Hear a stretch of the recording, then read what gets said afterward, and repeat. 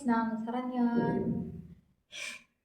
நீங்கள் வந்து சாப்பாடு வச்சேன். ஆனால் சாப்பாடு வந்துட்டுருக்கேன், கரண்ட் போயிடுச்சு.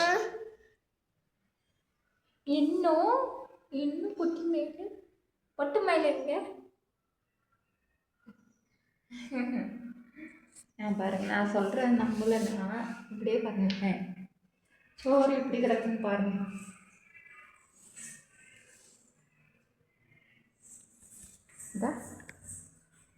இருக்கா சோறு கிடக்கு இந்த இருக்கா, சுவிட்சும் போட்டு தான் இருக்கு. இந்த இதுதான் கரண்ட் அடுப்பு சுவிட்சு. ஓகே, எப்போ வரும்னு தெரியல. வந்து அது பாட்டுக்கு ஊறிட்டு கிடக்கும். கொஞ்சம் நல்லா சூடாக தான் இருக்கு. இப்போ தான் போயிருக்கும் போல இருக்கு.